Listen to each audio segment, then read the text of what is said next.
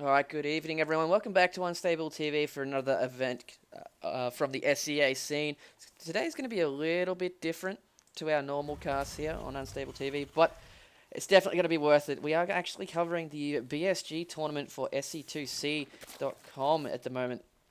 Bronze, silver, gold, so this is going to be more of an analysis and little tips and tricks for these guys to get their way up the ranks more so than anything else. But we are going to have frozenoasis spawning as our red Terran down the bottom left-hand corner. And we are going to have minimat spawning as the blue Zerg. Now, I know this is going to sound harsh a lot of straight through the cast, but if any of you guys listening, just take it as straight up, no bullshit, just advice, alrighty? First up, never ever ever get your second gas this early as Zerg. There is absolutely no need for it. But other than that, he's going pretty well. 16 drones at the moment. He's spawning pulls on his way. We do have frozenoasis doing a fairly standard wall off. Be mindful though that this wall off is actually blocking the add-on for that barracks. So you got to be mindful of what if you want to have add-ons or anything like that coming on. And I like this overlord placement. It could be a little bit further out to the side.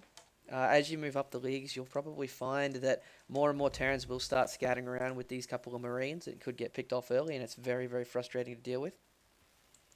And we do have that SCV sitting at the expansion point. Right about now, or about 4 minutes into the game, we should have a couple of lings poking out. Even if it's just to get rid of this SCV, you want to get rid of it ASAP.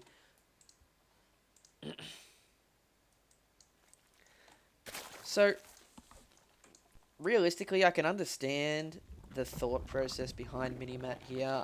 Unfortunately, it's just the experience to know that you're never ever going to use this much gas off one base. Even if you go pure roach or pure baneling or anything like that, you're never going to use this much gas. And this is simply just stockpiling way too much. Now we do have the first couple of links poking out. It's good. What you want to do as Zerg at this stage of the game, you want to put one Zergling here, one Zergling here, keep the Zelnaga towers, because that way you can see if anything's coming and it gives you a good time. And what I personally do is I leave 2 lings, no more than 2 lings, because if you get caught out of position and these Marines run down the ramp, you can actually lose a lot more than you're wanting to. So you want to have one at each of the Zelnaga towers to get map control. You want to have your Overlords sitting just outside the base perfectly, like Minimat's done here, and have 1 or 2... Oh, actually, is that a gap there? I'm pretty sure... No, never mind. Yeah, 1 or 2 lings sitting at this ramp, poking up and down to see what's coming. Now, obviously, we can see that there is a siege tank on the way with siege mode, which is good. Needs to be careful, though. Right about now, if we have a look at frozenoasis's view, he's seen that there's a couple of units here. He's luckily known that there's been no expansion from the Zerg so far, which means he's pretty much safe to either take his own expansion or... He's got to be careful of an all-in kind of push with the 6 Roche Rush, all those kind of things that Zerg can pull out. So right about now would be a perfect time to scan the Zerg base, see what he has. Just because you always want to have that kind of information.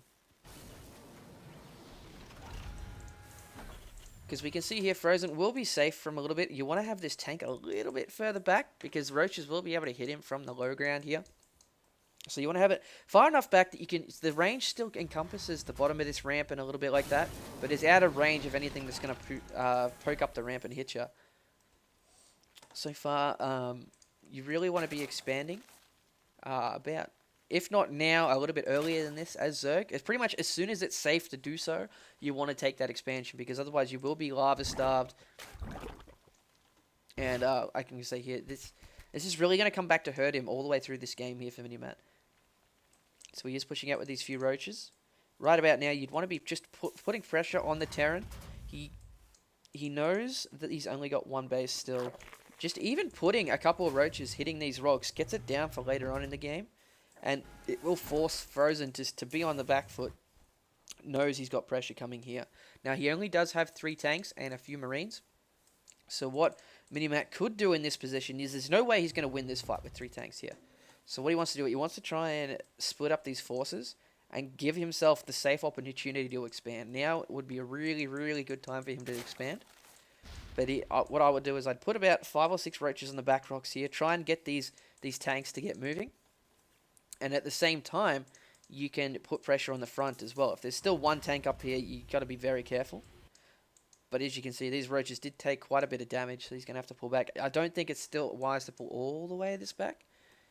You still want to have these Xel'Naga towers, because for all Minimat could know right now is these Marines could be about here on the map right behind him, and he has no idea. So it's just 50 minerals. That's all it takes.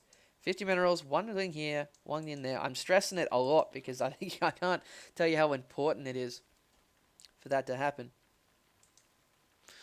But we are still going to have... He's at lair tech, which is fair enough. He's getting his Spire. Now, true, he does have 1,000 mineral gas, so we can go straight into those Mutalisks. But he has nowhere near the drone count. If we have a look here. Just now, we got 28 SCVs to 17 drones. This is absolutely not what the Zerg needs to be in. Zerg should always have the eco advantage. The whole point behind Terran and Protoss when they're playing Zerg is they constantly push on pressure to stop the Zerg getting that eco advantage. So, if we have a look at the army counts as well, we're at the same kind of army count. We do have a spine crawler going down. I'm not sure why he's put that spine crawler down. He hasn't actually seen anything yet. We do have a couple of dropships out here for use with these Marines. There's no stim yet, though. Stim's very, very important in ZVT. Simply because if there is... Like, I know a lot of my analysis is going to be saying stuff that the other player doesn't have. But as you progress up the ranks, it's going to be very, very normal for these things to be happening. Like, for example, at this point in the game, it's very normal for a Zerg player, after they see this tank Marine, to have a Baneling nest. And you really want that stim to be able to stim and run away from the Banelings. Say, for example, you've got Zerglings and Banelings coming up this ramp. What you want to do is you want to stim these Marines, run them all the way back, while these tanks take out all the Banelings. Then after the Banelings have been cleaned up, it's safe to bring your Marines back. It's good to see that frozenoasis is expanding. But still, he hasn't actually seen what's in this base. Like, I know a lot of people say, oh, Mule is a heaps and heaps of resources. But knowing what your opponent's doing is worth more. So that's alright. Now, he has seen that expansion. I really think the one thing that Minimat should take away from this game is Zerg economy is more important than anything else. It's okay to lose games. Like, a lot of lower-end players don't realize this. You learn more from losing the game than you do from winning it. Much, much, much more. Like, I swapped from Protoss to Zerg, and pretty much what I did was I tried to get as greedy as I could, and when I lost, I'd dial it back slightly in each portion of the game. That way, you can figure out just by yourself how long you have to do things. Now, this amount of roaches could quite possibly beat this army here, depending on how well he sieges up. We do have Mutalisks in the back of the base here. So, Minimat is going to cause frozenoasis to panic a little bit here. As you will see that there is no NG, there is an NG base, so we're going to have turrets going up everywhere. Unfortunately, he has lost a lot of those. Right now, instead of hitting this command center, you want to get in here and pick off these SCVs before they build the turrets. Because what you want to do is you want to have the freedom to be and poke in everywhere you can. Just because you aren't doing much damage, you're still keeping on the back foot. So if we have a look here, frozenoasis is coming up that ramp. I'd like to see next time just a little bit. Whoa, we do have the roaches coming in now. It is good that these tanks are filed all the way up like this. They will take out a lot of the roaches very quickly. But next time, to do even better, if you siege to here, then siege to here, then siege, you'll be a lot safer versus higher end Zergs.